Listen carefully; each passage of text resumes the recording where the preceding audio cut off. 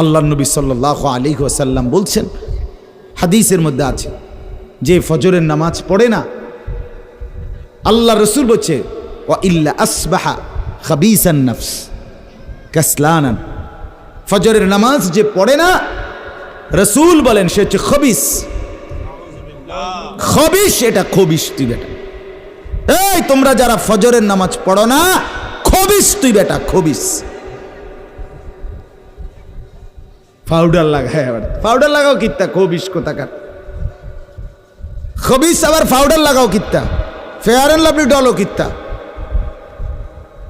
কথা বলেন না কেন? তুই কিত্তা পাউডার লাগাও, পাউডার লাগাইলে বুঝি সুন্দর হয়। বেডিয়ে দেখো না পাউডার লাগায়ও, এ বুড়িয়ে লাগায় ঘন্টা দুয়েক পর আবার এ বুড়িয়ে দুইয়া লায়। বুড়ি জানে এটা ধোকা, ঠিক কিনা বলেন না? এটা যে ধোকা, নাহলে বুড়ি ধোকা। মেকআপ বক্স ধোকা আবার লাগাইয়া সেটা, এটা ধোকা, এটা আসল না, এটা নকল। আল্লাহ নবী সাল্লাল্লাহু আলাইহি সাল্লাম বলেন বেনামাজি খবিস। আর নবীজি হাদিসে আছে, বাথরুমে ঢুকতে, পেশাব পায়খানায় ঢুকতে নবীজি খবিস থেকে পানাহ চাইতেন, দোয়া পড়তেন। তো এই দোয়ার অর্থ কি? আল্লাহ আমি খবিস থেকে কি চাই? পানাহ চাই। তার মানে নবীজি বুঝাই দিছে উম্মত, পেশাব পায়খানার মধ্যে থাকে খবিস। খবিসের ঠিকানা কোথায়?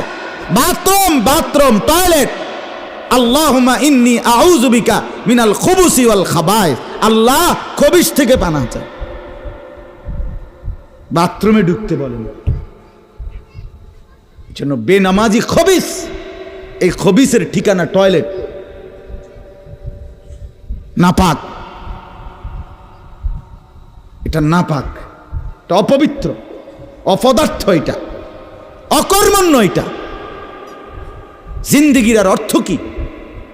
জীবন মানে খানা, জীবন মানে ঘুম, জীবন মানে লজ্জাস্থানের চাহিদা পূরণ, যৌন চাহিদা পূরণ, এই তিন জিনিস। তাহলে কুকুরের সাথে, বিড়ালের সাথে, গরু ছাগলের সাথে তফাৎ কি? ওই প্রাণীগুলোও তো খানা, ঘুম এবং যৌন চাহিদা পূরণ করে কিনা? কথা বলেন না কেন? কুকুরের ছাও আছে কিনা? তো কুকুর বিড়াল খায় কিনা? কুকুর বিড়াল ঘুমায় কিনা? তো তোমার সাথে তফাৎ কি? বেনামাজি বলে সেজদা নাই যার কপালে, আমনের লগে জানোয়ারের পার্থক্য কোথা? আমনে খারাইয়া কনছে ভিডিও করুক, আমনে কোন? হ্যাঁ হ্যাঁ বলেন, এখন বলেন, আমরা শুনি, এনে 10 জনে বিচার করুক। পার্থক্য কোন? আপনার সাথে জানোয়ারের তফাৎ কি? ছেলেরা বলো বাবা, তোমরা যারা মাগরিবের নামাজ পড়ো নাই, হ্যাঁ, লজ্জা কোথায় তোমাদের? শরম কোথায়? এই বেহায়া, কোন লজ্জায় আল্লাহর জমিনে চোখ তুলে তাকাও? হ্যাঁ, নির্লজ্জ। ছি ছি ছি ছি ছি। মুসলমান এত আত্মমর্যাদা বোধহীন হয় কিভাবে? মালিককে চেনে না, বানানেওয়ালাকে চেনে না, গোলামি বোঝে না, সেজদা দিতেও মন চায় না। মুসলমান এত পাষাণ হয় কেমনে? আরে তার মা কোথায়? তার বাবা কোথায়? আরে তুই কোন মার দুধ খাইছত রে? তোরে কি মা দুধ খাওয়ায় নাই? তুই কি বাবার হাতে বড় হও নাই? তুই কি মুসলমানের ঘরে জন্ম নেও নাই? হায় না ফরমান। মা বাপগুলোকে বললাম, কি ফুতেরে মা আমনে দুধ খাওয়াইলেন? এই অপদার্থ তো সেজদাও দেয় না। হ্যাঁ, এই বাপ, কার লাগে বিল্ডিং বানাইলেন? এই হাইওয়ান তো সেজদাও দেয় না। কার লাগে সোফা বানান? মাতবুরি দেহান, সাদোয়ানে বইয়া গপ মারেন, জিফুত লইয়া বালা আসি, কিতা বালা? এ ফাঙ্গাস আর তেলাপিয়া খান যে, এ কারণে বালা। হ্যাঁ, এ ফার্মের মুরকা আর কক মুরকা, দুন্দুল আর করলা, দৈন্যা তার কাঁচামরিচ, টমাটো আর শশা, এই তো খানা। আর কিতা কথা বলে? নার কি ঘুরে গেলে তো ফাঙ্গাস তেলাপিয়ে দুনিয়ার বেশি কি ভোগ করছি আমরা? খুব আশ্চর্য কিছু, অনেক কিছু দুনিয়া ভোগ করছি আমরা। এটুকু দুনিয়া ভোগ করছেন বলে এ ফান কদ্দুর খান, বিড়ি খান, চা খান, বন খান, টেলিভিশনে মানুষের বেডির নাচ চান। আমনের বেডি তো আর নাচে না, নাচে মানুষের বেডি। কথা বলেন না? এতটুকু দেখেই দুনিয়া ভোগ করছেন বলে খুশি হয়ে গেলেন, তৃপ্ত হয়ে গেলেন, মজা পেয়ে গেলেন। আহা, আফসুসের ব্যাপার। এত লম্বা আখিরাত কেমনে পার হবেন? এত লম্বা কবরের জিন্দেগি কেমনে পার হবেন বলেন তো? নূহ আলাইহিস সালামের জামানায় যারা মারা গেছে তারা আজ কত হাজার বছর কবরে পড়ে আছে। ইব্রাহিম আলাইহিস সালামের জামানায় যারা মারা গেছে তারা আজকে কতদিন কবরে পড়ে আছে। হ্যাঁ, আবু জেহেল আজকে কত বছর কবরে পড়ে আছে? 1450 বছর, আরো বেশি, 1450 বছর ধরে পড়ে আছে কবরে। এরপরে তো হাসরের মাঠ, এরপরে তো ফুলসেরাত, এরপরে তো জাহান্নাম, আর তো রইছে। তাহলে দুনিয়ায় থাকলি কতদিন, কবরে পড়ে রইলি কতদিন? আপনি বলেন। আবু জেহেল দুনিয়াতে ছিল 800 বছর, কথা কন না? আবু লাহাব দুনিয়াতে জীবিত ছিল 900 বছর, তো কবরে আছে কত বছর? তো বাঁচছে কয় বছর? নাহলে 60 বছর, নাহলে 70 বছর, ঠিক কিনা বলেন? তাহলে দুনিয়ায় ছিলি কতদিন, কবরে আসত কতদিন? আচ্ছা, এই কথাই এখনই মনে হইল। হ্যাঁ, এরপরে তো সামনেরটি রয়েছেই মিয়া, এখনো তো কিয়ামত আসে নাই, এখনো তো ইসরাফিল ফু দেয় নাই। একবার ফু দিবে, সব কবরে যাবে, আবার ফু দিবে, হাসরের মাঠ কায়েম হবে। আবার হাসরের মাঠের একদিন, খোদার কসম এই কোরআনে আল্লাহ বলছে, হাসরের ময়দানের এখন একদিন, প্রতি একটা দিন কয় ঘন্টা?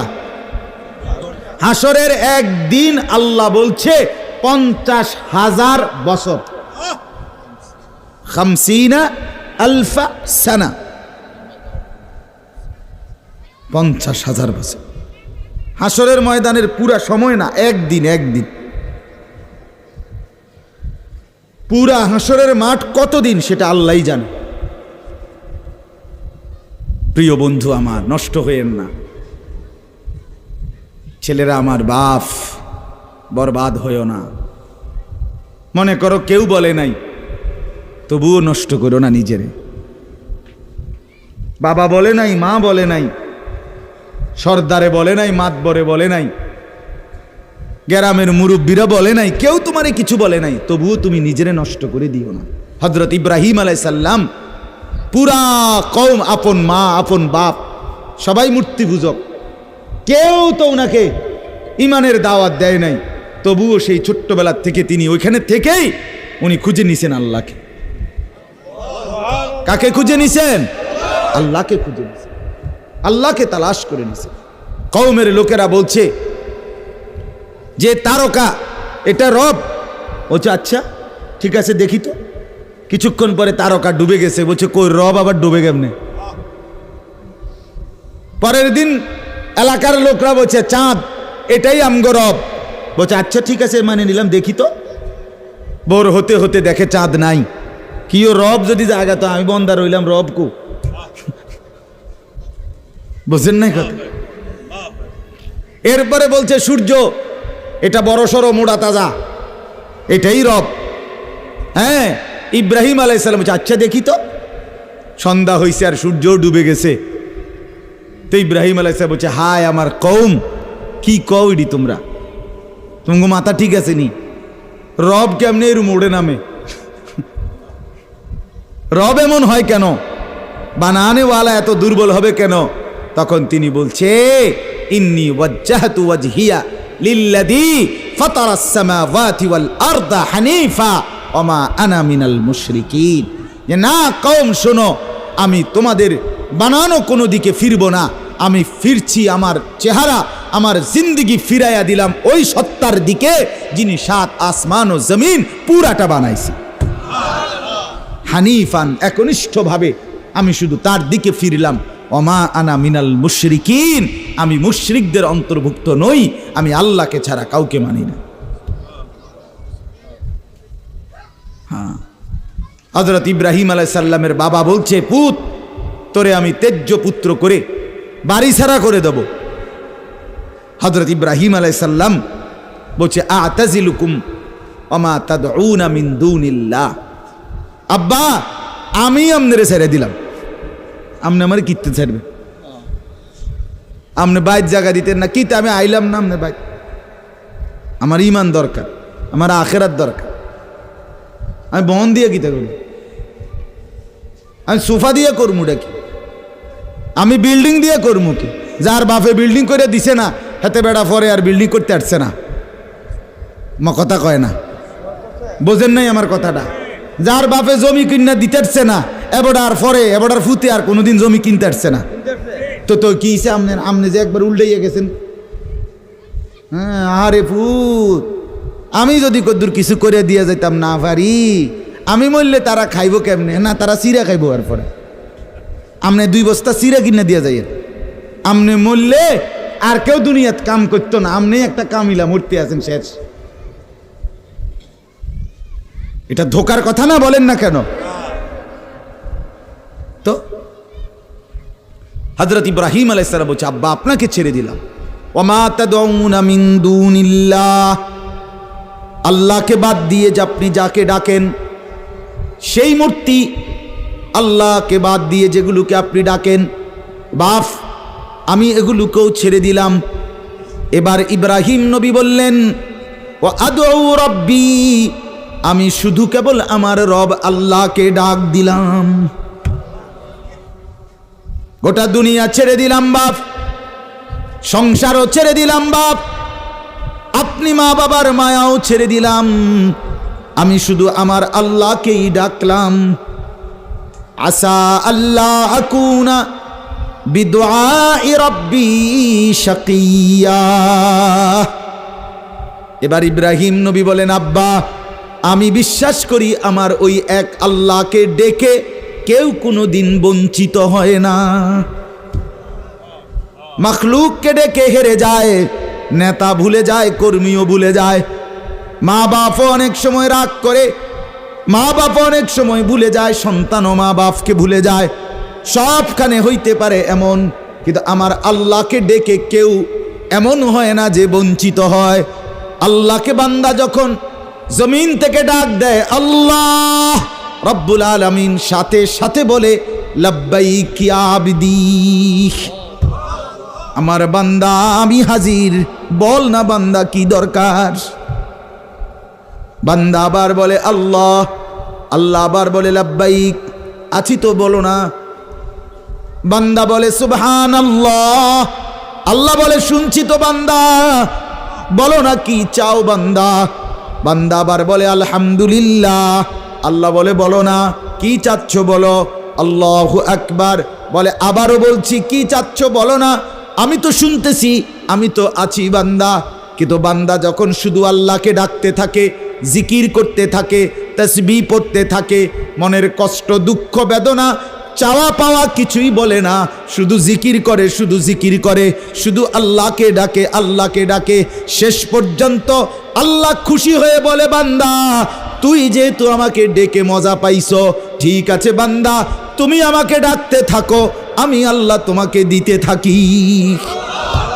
কি লাগবে আমি তো জানি, তোর বিবি অসুস্থ আমি কি জানি না, তোর ছেলে বিদেশে অসুবিধায় আছে আমি কি জানি না, কথা বলেন।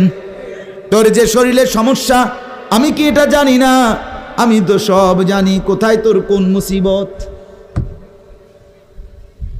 আল্লাহর আড়ালে কি কিছু হয়, আল্লাহর গোপনে কি কিছু হয়, তাইলে আল্লাহর ইচ্ছা ছাড়া কি কিছু হয়। এজন্য মোবাইলের কথা বলতে গিয়ে এতগুলোর কথা লম্বা বললাম। ছেলেদেরকে বললাম বাবা অনেক ছেলে বসছো, মাশাআল্লাহ, আল্লাহ খুব বরকত দান করে। আজকে মুসলমানের যুবক তোমাদের ফেরার অপেক্ষা ইসলাম।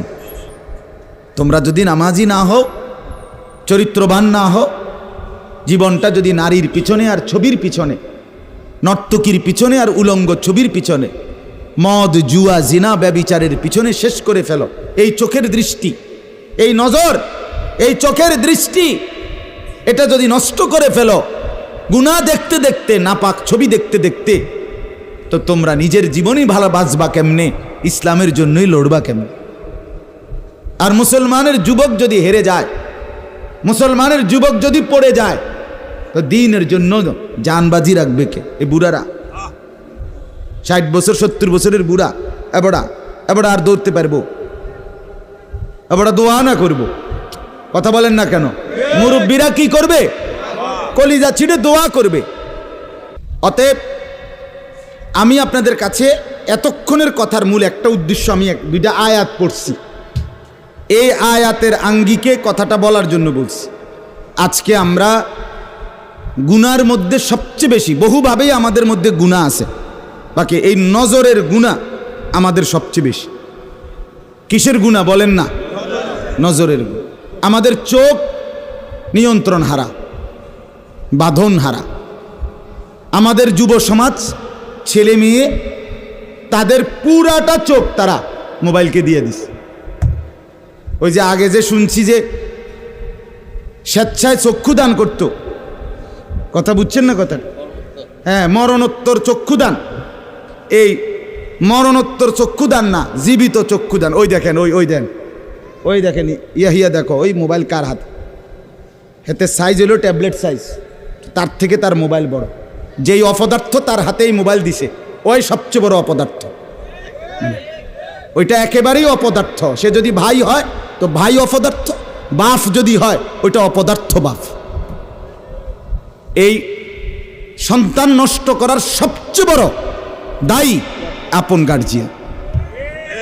মা বেডি 2 বছরের বাচ্চাটারে বড় মোবাইলটা দিয়ে দিছে, তুই টিপ এটা, তুই তাবু ডিস্টার্ব করিস না, আমি সাইজ দিয়ে আসি ড্রেসিং টেবিলে, এবুডি পাউডার ডলে, হেতে মোবাইল টিপ। কথা বুঝেন নাই? ও বেডি হিন্দি সিরিয়াল দেখে টেলিভিশনে, হ্যাঁ, হিন্দি সিরিয়াল দেখে, ইন্ডিয়ান সিরিয়াল দেখে, কি দেখে? মনোযোগ দিয়ে দেখে। হিন্দি সিরিয়ালের সবগুলোর মূল বৈশিষ্ট্য হলো স্বামী স্ত্রীর ঝগড়া, শাশুড়ির থেকে জামাইরে কেমনে আলাদা করতে হবে, দেবর ননদের কেমনে স্বামীর থেকে বিচ্ছিন্ন করতে হবে, মানে সংসার কিভাবে তছনছ করবে, এটা হলো ওই বেঈমানদের সবচেয়ে বড় ষড়যন্ত্র। সবগুলোর বৈশিষ্ট্য এটা। মহিলারা এইটা দেখা বিবাহের পরে 6 মাসও একসাথে আর থাকতে চায় না। 6 মাসও না। বেডির সিদ্ধান্ত, মরিয়ার বাসি তে বেড়ারে তার বাপ মার থেকে আলাদা করুন। জীবনের সাধনা এটা। হায় হায়, লানত, অভিশাপ ওই নারীর প্রতি, যে নারী তুমি বেটি তোমার একটু সুখের জন্য স্বামী বেচারাকে আলগা করে লাইলা। তুমি তো কিছুক্ষণের সুখ হয়তো পাইবা, কিন্তু এই স্বামী মা বাবার নাফরমানির কারণে এই ছেলেটা তারে তো চিরদিনের জন্য জাহান্নামী বানাই দিল। মা বাপ যদি কষ্ট পায়, আহাজারি করে, মা বাপের কলিজার মধ্যে যদি ব্যথা লাগে, তো এই সন্তান জাহান্নামী হবে না? বলে। এজন্য আমরা প্রত্যেকেই এই কথাটা বলতেছিলাম, আজকে আমাদের সবচেয়ে বড় গুনাহ আমাদের ছেলেদের, আমাদের মেয়েদের, আমাদের নারীদের, আমাদের পুরুষদের, আমাদের জওয়ান, আমাদের বুড়া, আমাদের যুবতী, আমাদের বৃদ্ধা, সবার একটাই বড় রোগ। আমরা চোখ অনিয়ন্ত্রিত। বুড়া মানুষও টেলিভিশন চায়, বুড়া চাচা বাঁকা হয়ে গেছে, কাশে বেরামে ধরে গেছে, কিন্তু এবার টেলিভিশন সাউন্ড, বেডির সাউন্ড, চা দোকানে নাচ গান দেখার অভ্যাস ছোটে নাই। এমন অভ্যাস আছে কিনা বলেন না? যার নাই হেবড়া রাগ না হইলেই ভালো। আর যে বেটা রাগ হইলে, আপনার এই অভ্যাস থাকলে, আপনার রাগ হইলেই কি আর আসলেই কি। অতএব নজর নিয়ন্ত্রণ করা চাই, নজর হেফাজত করা চাই, নজর সুন্দর করা চাই। অতএব আমার বাপ, আমি আপনাদের কাছে কোরআনুল কারীমের এই 2টা আয়াতের তরজমা শুনাইতে চাই। এটা পুরুষদের জন্য, নারীদের জন্য, উভয়টা। একজন মুসলিম পুরুষ, তার ব্যাপারেও আল্লাহর হুকুম, একজন মুসলিম নারী, তার ব্যাপারেও আল্লাহর হুকুম। উভয়কে আল্লাহ তাআলা বলছে চরিত্রের হেফাজতের জন্য সবচেয়ে প্রথম শর্ত, 1 নাম্বার দৃষ্টি হেফাজত।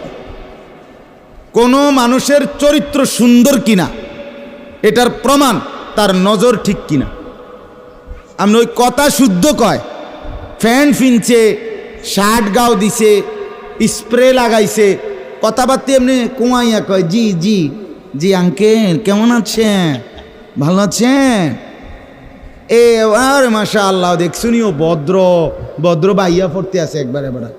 না না না না, 1 নাম্বার পবিত্রতা, সুন্দর উত্তম আখলাক, সৎ চরিত্রবানের 1 নাম্বার বৈশিষ্ট্য হলো যে যার চক্ষু নিরাপদ, যে চোখ নিরাপদ রাখে। 1 নাম্বার এটা আল্লাহ তাআলা বলেন। আর চূড়ান্ত হলো যে নিজের লজ্জাস্থান হেফাজত করে। এই 2 দিকের বেড়া, মাঝখান দিয়ে এর ভিতরে যা আছে সবগুলো এতে নিয়ন্ত্রিত হবে। যে নিজের চোখকে হেফাজত করে, নামাইয়া রাখে, ভিন নারী, হ্যাঁ, যেই দৃশ্য দেখা, যেই ছবি, যেই নাচ গান, অশ্লীল দৃশ্য, হ্যাঁ, উলঙ্গ ছবি, বেপর্দা নারী, ভিন নারী, যাকে দেখার আমার কাছে অনুমতি নাই, আল্লাহ অনুমতি দেন নাই, তার থেকে নজর যে নামিয়ে রাখে এবং নিজের লজ্জাস্থান যে হেফাজত করে, আল্লাহ কোরআনে বলছে যালিকা আজকা লাহুম, এটাই হচ্ছে সর্বশ্রেষ্ঠ পবিত্রতা। এটাই হলো সর্বশ্রেষ্ঠ, কি বলেন না, পবিত্র, সেই বড় পবিত্র।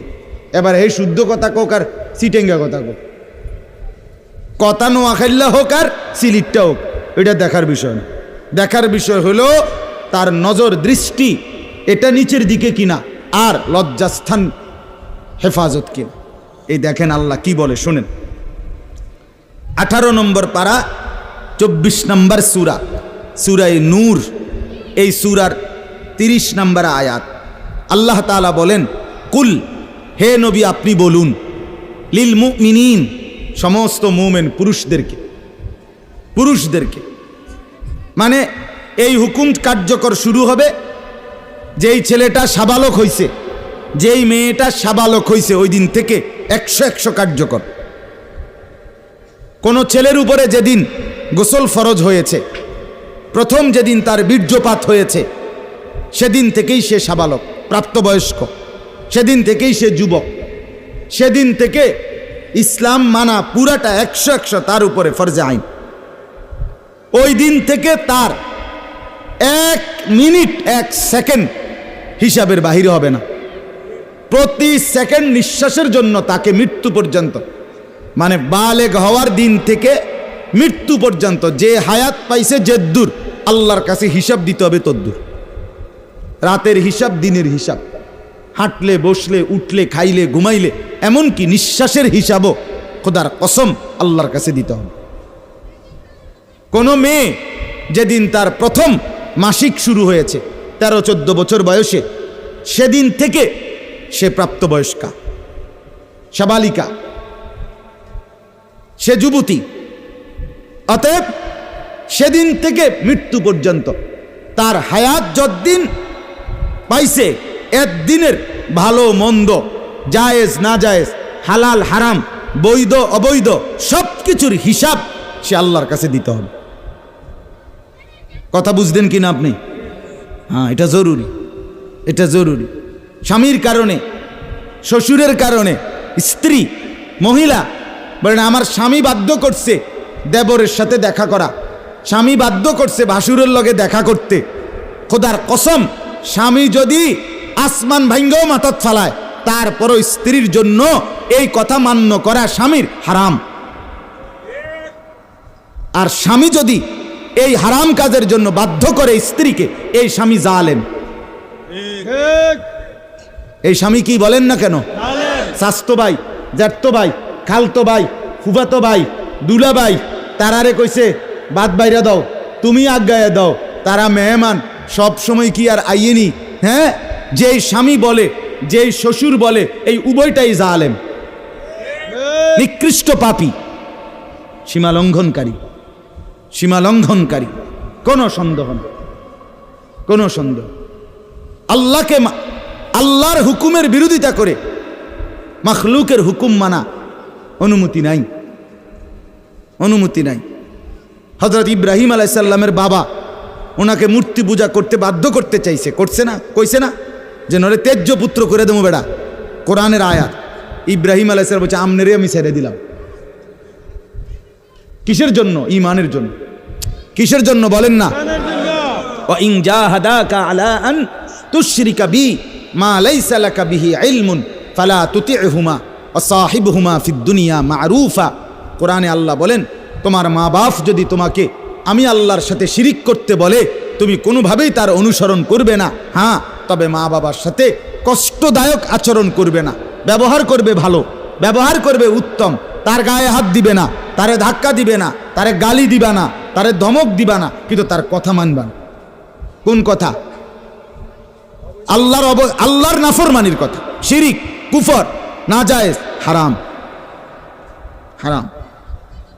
সেদিন আমার কাছে এক যুবক ভাই জিজ্ঞেস করছে এ কথা, যে তার বাবা তাকে বাধ্য করতেছে তার দোকান দেখাইয়া 5 লাখ টাকা সুদে টাকা নিয়ে দিতে। মন নাই?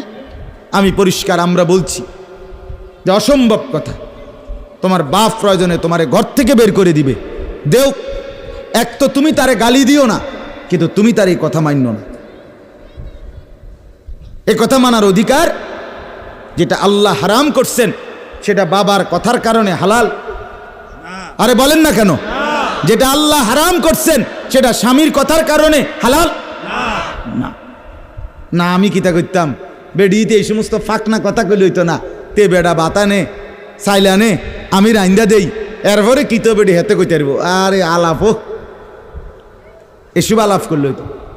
ফেরাউনের ঘরে বিবি আসিয়া ফেরাউনের মতো জালেম কাফের, তার ঘরে নিজের ঈমান 100 ঠিক রাইখা দেখায় দিছে পৃথিবীবাসীকে যে জমিনে ফেরাউনের চাইতে বড় কাফের কে হবে। আমি তার ঘরে থাইকে ঈমানদার থাকছি, আমি স্ত্রী আসিয়া, আমি জান্নাতি। অতএব পৃথিবীর সবচেয়ে বড় জালেমের ঘরে থাকলেও, পাপীর ঘরে থাকলেও তোমাকে আখেরাত বরবাদ করতে পারবা না। আল্লাহ আমাদের মা বোনদেরকে বুঝার তৌফিক দান করে, আপনাদেরকেও বুঝার তৌফিক দান করে। নিজের স্ত্রী, নিজের কন্যাকে বাজারের পণ্য বানাবেন না। আত্মমর্যাদা বহুত বড় সম্পদ, গায়রত। আপনার স্ত্রী বেপর্দা বাজারে বাজারে ঘুরে, রাস্তার পুরুষ রাক্ষসের মতো তাকাইয়া দেখে, আপনার আত্মসম্মানে লাগে না, আপনি বেগায়রত, আপনি পুরুষ নামের কলঙ্ক। আপনার মেয়ে বেপর্দা হাঁটে, 8-7 কাপড় পরে, টাইট কাপড় পরে, জামা পরে, রঙ্গিলা পাউডার সিয়া সাজ্জা রাস্তার বখাটে দুই পাশে কুত্তার মতো দুই পাশে গুরগুর গুরগুর কইরা পিছনে পিছনে ঘোরে। আমনে বাপ হইয়া জানেন, মেয়ে মা হইয়া দেখছেন, আমনের গায়ে লাগে না, কলিজায় লাগে না। আপনি বেগায়রত, আত্মমর্যাদাহীন পুরুষ আপনি। আমি সেদিন নিজে দেখছি, আমার কলিজা ছিঁড়ে গেছে। আমি নিজে দেখছি, ওই দেবিদ্দার রাস্তা দিয়ে আসতেছি, বাজারের মধ্যে জ্যাম। হঠাৎ আমার নজর জানালা দিয়ে বাহিরে দেখলাম একটা স্কুল পড়ুয়া মেয়ে। মেয়েটা আপনার স্বাভাবিকভাবে জড়সড় হয়েই হাইটা যাইতেছে সামনে দিয়া। ঠিক মেয়েটার এক হাত পিছনে একটা ছেলে আপনার এই বড় মোবাইল দিয়া, মেয়েটা হাঁটতেছে মেয়ের মতো। এই জানোয়ারে পিছন থেকে ভিডিও করতে করতে মেয়ের যাইতেছে পিছন। আমার মন চাইছে জানালা খুলে বলি, বোন তোর পিছনে কুত্তা লাগছে, তোর পেছনে কি লাগছে? কুত্তা লাগছে, তুই তোরে কুত্তা থেকে বাঁচা। বলেন মুসলমান এত নিকৃষ্ট হয় কিভাবে? আমরা নিজে কিতাবে পড়ছি, এই আজকেও পড়ছি ইয়াহিয়া, এই বইটা ফিলিস্তিনি বই, এটাতে লেখা আছে পৃথিবীর পশ্চিম প্রান্তে, মনে করেন পৃথিবীর এদিকে শেষ প্রান্তে যদি কোনো মুসলমান বোন নির্যাতিত হয়, খোদার কসম পৃথিবীর পূর্ব প্রান্তের শেষ মুসলমানের উপরও ফরজ ওই বোনের ইজ্জতের বদলা নেওয়া। এটা মাসালা।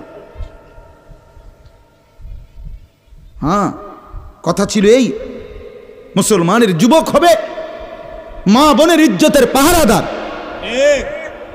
আহা, কোথায় সেই মোহাম্মদ বিন কাসেম, 17 বৎসরের যুবক, আরব থেকে, আরব জাহান থেকে আসছে ভারতে, সিন্ধু প্রদেশে দেবল রাজার এলাকায় একজন বোনকে একজন ডাকাত, জলদস্যু,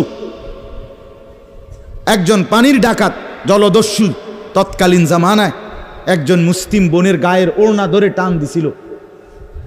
তখন ওই বোন চিঠি পাঠাইছিল হাজ্জাজ ইবনে ইউসুফের কাছে আরব দেশে, হাজ্জাজ তুমি বেঁচে থাকতে তোমার মুসলিম বোনের গায়ের ওড়না ধরে টান দিছে বেঈমান কাফের, তুমি এর বদলা নিবা কিনা আমি শুনতে চাই। হাজ্জাজ ইবনে ইউসুফ, আমরা কিতাবে পড়ছি, এরকম চেয়ার ছেড়ে লাফ দিয়া দাঁড়াইয়া চিৎকার দিয়া বলছে, বোন আমার, গোটা আরবের সমস্ত মুসলমান যুবক প্রয়োজনে জান দিবে, আরবের সমস্ত যুবকের কলিজা যাবে, জান দেবে, শাহাদাত বরণ করবে প্রয়োজনে, তবু আমি তোমার এই বেইজ্জতির বদলা নেব। 3 বার সেনাবাহিনী পাঠাইছে সে, 3 বার। প্রথম 2 বার পরাজিত হয়েছে মুসলিম বাহিনী, তৃতীয়বারে নিজের একমাত্র মেয়ের জামাই মোহাম্মদ ইবনে কাসেম রাহমাতুল্লাহ আলাই, এই উনি ওনারে দিয়া এরপরে এই সিন্ধু দেবল রাজাকে পরাজিত করে ওই বোনকে জেলখানা থেকে উদ্ধার করছে এবং এই হিন্দু রাজার এলাকায় কালেমার পতাকা উড়াইয়া দিছে। হ্যাঁ, সেখান থেকেই এই ভারতীয় উপমহাদেশে মুসলমানদের যাত্রা, ইসলামের সূচনা। এক বোনের ইজ্জতের জন্য ধর্ষিতা হয় নাই, কাপড় টান দিছে কেন? খলিফা মুতাসিম বিল্লাহ, এক ইহুদি, খলিফা মুতাসিম বিল্লাহ, মুসলমানদের একজন খলিফার নাম উমাইয়া খলিফা। ওনার আমলে একজন মহিলা ইহুদিদের এলাকায় গেছিল, বাজারে, পর্দানসীন বোরখাওয়ালা নারী। ওই ইহুদি, দুষ্ট এক ইহুদি, ওই মহিলার পিছন দিক দিয়া, বোরকার পিছনে কৌশলে পিছন দিক দিয়া গোপনে এমন এক রশি টান দিস বাঁধছে। রশি বাঁধ দেওয়ার কারণে মহিলা যখন সামনের দিকে আগাইছে, তখন এই রশির টান লাগাতে মহিলার বোরকা উঠে গেছে উপরের দিকে সামান্য, উনি পড়ে গেছে। এই মহিলা ওই বাজারে চিৎকার দিয়া বলছে, ওয়া মুতাসিমা, হায় মুতাসিম তুমি কই? তোমার মুসলিম বোনকে বেইজ্জতি করছে। সাথে সাথে খলিফা মুতাসিম বিল্লাহ পুরা বাহিনী নিয়ে আইসা ওই ইহুদি অঞ্চল পুরা জ্বালায় ফেলছে। কথা ছিল এই, বা কথা ছিল এই, রক্ত আর আমাদের গায়রত আর আমাদের হারিয়ে ফেলেছি। পরের মেয়ে দেখতে দেখতে, পরের নারী দেখতে দেখতে, টেলিভিশন দেখতে দেখতে, নিজের বিবি বাচ্চারও লাগাই দিছেন, নিজের ঘরে টেলিভিশন চাইতো, নিজেও বইয়া বইয়া চা দোয়ানে বেড়ি চান, টেলিভিশন চান, ফুতেও সারা রাত সারা দিন সমবয়সী ফুলানের লগে হাইটটা মোবাইলে ছবি চায়, তো সমাজ গড়বে কে? পরিবার নিরাপদ থাকবে কেমনে? কথা বলেন না কেন? বুড়ারাও চা দোয়ানে, বেড়ি তো ঘরের টেলিভিশনে, ফুলাফাইনে মোবাইলের আড্ডায়, তো মানুষ চরিত্রবান হবে কিভাবে? কমপক্ষে মুরব্বিগত লজ্জাবোধ থাকা উচিত। আমার এটা মাথাতে ধরে না, মানে দাড়িওয়ালা 60 বছরের বুড়া বেড়া কেমনে বেড়িয়ে চায় চা দোয়ানে বই? আমার একারে বহুদিন ভাই, আমি এটা অনেক দিন চিন্তা করে চাইছি, মানে এটার কারণটা কি? আরে এরকম বুড়া বেড়া কিনলেকে বেড়িয়ে চাইবে? আমনের কি জীবনটা আজ এতটা বছর পরেও এখনো আমনের আখেরাতের কথা মনে পড়ে নাই? আরে কি ডাকাইতো আমনে? আমনে মরতেন না? আয় হায় হায়, আল্লাহ, একটা সমাজের মধ্যে কিছু মানুষ তো থাকা উচিত। আরে বলেন না, 2, 4, 10, 50 জন মানুষ তো একটা সমাজে থাকা উচিত, যারা সবাইকে চরিত্রের কথা, আখলাকের কথা, নামাজের কথা, আল্লাহর কথা, পরকালের কথা বলবে। এটা কি উচিত না? কথা বলেন, উচিত না? কিছু মানুষ উচিত না। কই মানুষগুলো কই বলেন না চাচা, ওই মানুষগুলো কই? চেয়ারম্যান ভাই বলেন কই মানুষগুলো কই? আচ্ছা চেয়ারম্যান আপনি কোন ভাই, আমি তো এতক্ষণ খেয়াল করি নাই। আরিফ ভাই আমাদেরও খুব কলিজার টুকরা, মহব্বতের আমার। তো আপনি বলেন, একজন চেয়ারম্যানকে বলতে বলেন মাইক দিয়ে, এখন এক সপ্তাহে এক মাসে এই নারী গঠিত কেলেঙ্কারির কি পরিমাণ বিচার তারা করতে হবে? আমি অসংখ্য চেয়ারম্যানের সাথে কথা বলছি, প্রায় বলে হুজুর সমাজটা খাইয়া লাইছে একবার। এই যে বলতেছে এটাই বেশি। চরিত্রহীনতার সয়লাভ। আহারে নারী, বেচারা স্বামী 16 বৎসর বিদেশ করছে, হায় রে কলজা ফাটা তার কষ্ট। কি পরিমাণ রোদ্রে টাকা রোজগার করছে, কয়টা টাকা। আমি তো সৌদি আরবে যে কয়বার আল্লাহ নেওয়ার তৌফিক দিছে, হজ উমরায় গেছি অন্য কোনো কারণে না, প্রতিবারই দেখছি বাফ আহারে প্রবাসীদের কষ্ট কাকে বলে। প্রখর রোদ। এই শুধু তর্জমাটা শোনেন, 5 মিনিটে শেষ হয়ে যাবে তর্জমা। আল্লাহ তাআলা বলেন কুল্লিল মুমিনিনা, হে নবী আপনি মুমিন পুরুষদেরকে বলেন। তাহলে পুরুষ বলতে কি বুঝাইছি বুঝছেন তো এটা নাকি? যেদিন থেকে সাবালক, আর মহিলা যেদিন থেকে তার মাসিক শুরু হয় প্রথম, সেদিন থেকে নারী। আল্লাহ বলেন হে নবী প্রত্যেক পুরুষকে বলেন ইয়াগুদ্দু মিন আবসারিহিম ওয়া ইয়াহফাজু ফুরুজাহুম, তারা যেন বাধ্যতামূলক 2টা কাজ করে। এক, ইয়াগুদ্দু মিন আবসারিহিম, তারা যেন তাদের চোখ নিচের দিকে নামায় ভিন নারী থেকে, নাজায়েজ দৃশ্য থেকে, যে জিনিস দেখার অনুমতি নাই, যেই ছবি দেখার অনুমতি নাই, যেই নারীকে দেখার অনুমতি নাই, তার থেকে যেন তারা চোখ নামায়। ওয়া ইয়াহফাজু ফুরুজাহুম, এবং প্রত্যেকটা মুমিন যেন নিজের লজ্জাস্থানকে হেফাজত করে। নিজের লজ্জাস্থান হালালভাবে অনুমোদিত ছাড়া, স্বামী স্ত্রীর পবিত্রতা ছাড়া অন্য কোনো ক্ষেত্রে নিজের লজ্জাস্থানকে হারামভাবে যেন ব্যবহার না করে। নিজের হাত দ্বারা কোনো অবৈধ কাজ যেন না করে, নিজে পুরুষ যেন কোনো অবৈধ নাচ না করে, বিন নারীর সাথে যেন নিজের লজ্জাস্থানের জিনা বেবিচার, যেন অসভ্যতা অশ্লীলতা এমনটা যেন না করে। আল্লাহ বলেন দালিকা আজকা লাহুম, কি হবে এতে? আল্লাহ বলে এটাই হবে সর্বশ্রেষ্ঠ পবিত্রতা। এটাই কি বলেন না? সর্বশ্রেষ্ঠ পবিত্রতা। ইন্নাল্লাহা খাবীরুম বিমা ইয়াসনাউন, আল্লাহ বলে যত কৌশলে, যত ফন্দিতে, যত বুদ্ধিতে, যত সিক্রেটে, যত গোপনে তোমরা যে যাই করো, আমি আল্লাহ 100 খবর রাখি। আমার কাছে গোপন কিছু গোপন নাই। অন্তরের হালাত, বাহিরের হালাত, কক্সবাজারের দৃশ্য আর বাড়ির দৃশ্য, রাত গভীরের দৃশ্য, দিনের আলোর দৃশ্য, গোপন জায়গায়, হোটেলে, রেস্তোরাঁয়, অথবা পার্কে, বিনোদন কেন্দ্রে, অথবা মোটরসাইকেলে আরেক বেটার মেয়ে আরেক দিকে নিলাগা, যাই নাও যেখানেই নাও, যত গোপন জায়গায়, মা দেখে নাই, বাবা দেখে নাই, গ্রামবাসী শুনে নাই, কেউ জানে নাই, কিন্তু আল্লাহ বলে বান্দা আমার খবর আছে, আমার থেকে আড়াল করতে পারবে না। অতএব চোখের হেফাজত, চোখের হেফাজত। বুড়া মানুষ আপনাদেরকে মৃত্যু পর্যন্ত, 90 বছরের বুড়া, আমার বুড়ো হয়ে গেছি, বয়স হয়ে গেছে না, মানুষের শরীর আড্ডি মাড্ডি বয়স হয়। শাহওয়াত, শাহওয়াত যেটাকে বলে, কামনা বাসনা, এটা কখনোই বুড়ো হয় না, বুড়ো হয় না। হ্যাঁ সোজা কথা, আমি খোলামেলা বললাম, শাহওয়াত কি হয় না? বুড়ো হয় না। এজন্য বালেগ থেকে বৃদ্ধ পর্যন্ত সবাই এই হুকুম। 2 নাম্বার আল্লাহ বলেন 31 নম্বর আয়াত, অকুল্লিল মুমিনাতি ইয়াগদুদনা মিন আবসারিহিন্না ওয়া ইয়াহফাজনা ফুরুজাহুন্না, হে নবী আলাদাভাবে আপনি মুমিন মহিলাদেরকেও বলেন, নারীদেরকেও বলেন, তারাও যেন এই 2টা কাজ করে। কি? চোখ নামিয়ে রাখে, চোখ নামিয়ে রাখে।